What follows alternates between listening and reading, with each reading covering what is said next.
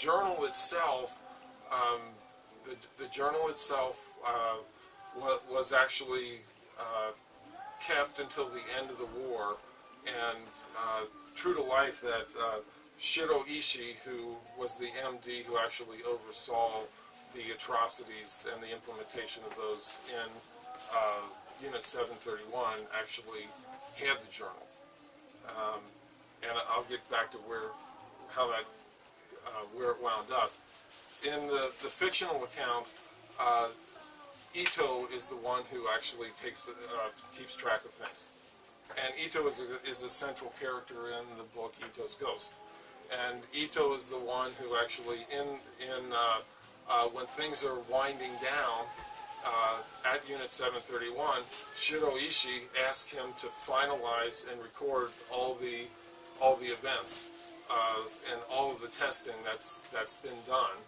And he's told to wrap it all up and get it in the journal, because towards the end of the war, Shiro Ishii is beginning to understand that the journal itself becomes a very important bargaining chip, both for his survival and how this is all viewed after the war. And so Ito keeps the journal.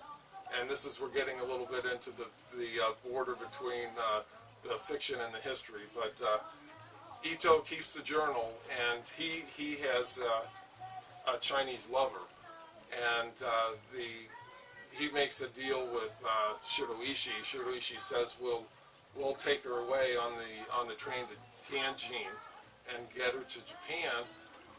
Your job is to finish the journal. So he keeps to his task, finishes the journal, and of course Shiro Ishii in the story doesn't uphold his end of the bargain, and Ito disappears.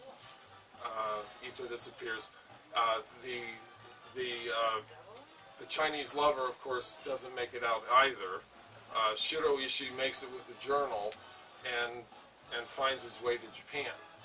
Now, true to history, at the end of the war, MacArthur has a number of secret meetings with Hirohito.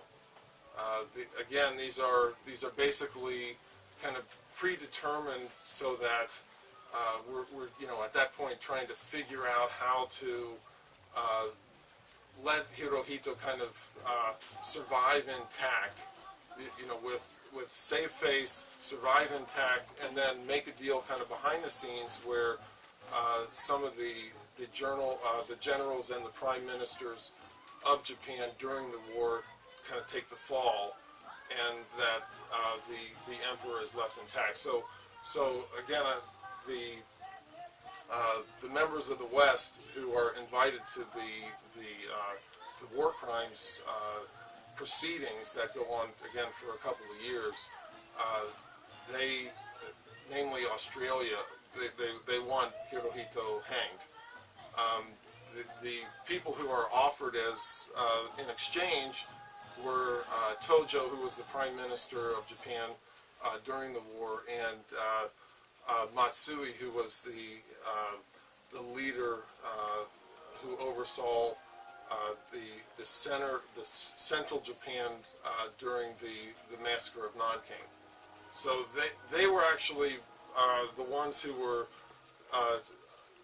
who were tried in detail. Of course, when it came back to the idea of accountability, it became this kind of cat and mouse game about because everyone who these folks were all following orders, but it was who's really responsible, and they said, of course, they took full responsibility, but then there were certain disclosures that, after much ado, they explained that, of course, they would do everything they were asked by their supreme leader. So it was kind of this cat and mouse game. Ultimately, Hirohito, they have their number of 7 meetings or whatnot, and one of the things that is said to have transpired in those meetings was what happens to the journal. So the journal becomes very important as one of these kind of key bargaining chips in the post-war Japan, partly because there was, it's maybe a little hard to step back in time and think of what kind of paranoia was kind of abreast at that time, but I think one of the things that was attractive to the United States about the journal and about Unit 731 was just the whole mystery behind what actually took place there, what kind of chemical and biological tests were done.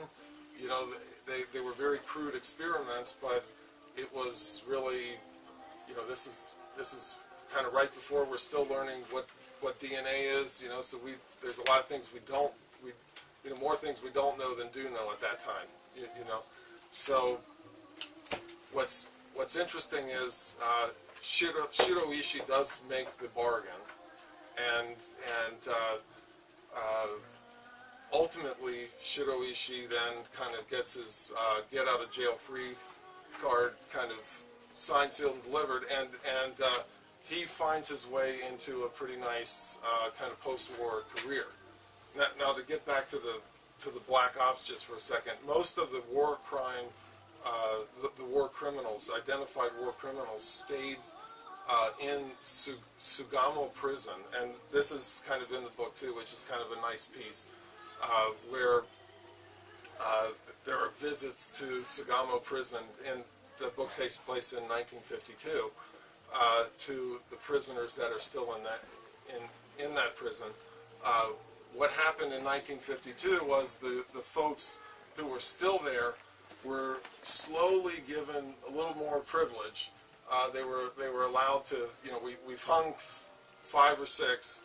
The ones that are still in there are given kind of house privileges, and slowly they kind of return to daily life in Japan.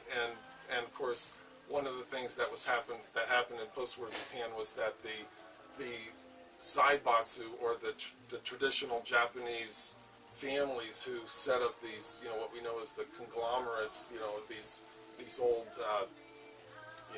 Japanese companies and families, were supposedly broken up, but they kind of find their way and resurrect themselves under new names, and I think that's a little bit of a part of what happened in kind of the 1952 onward. Is MacArthur wanted to keep the structure. He wanted to break some things down, but he didn't want to crush it. He wanted the structure to survive, and I think again these criminals kind of find their way. It's unclear to me, looking into it further. Some of the historians have said that Shiroishi works for some period at some kind of a blood bank, which is kind of interesting. He ultimately finds his way to the United States through the help of through the help of the U.S. government, because at that time we were still again very infatuated with what could be done with biological and chemical testing. So he comes back to the U.S. He finds his way, and I think the rest is a little bit shrouded.